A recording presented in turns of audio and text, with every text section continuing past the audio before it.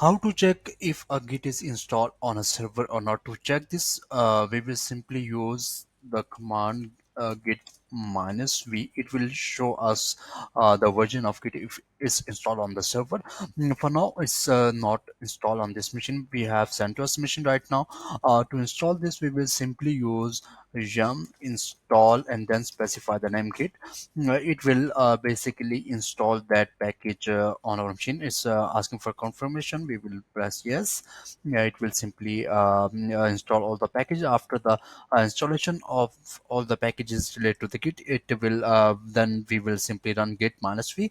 It will show us the current version that's being that's installed on the machine on Linux.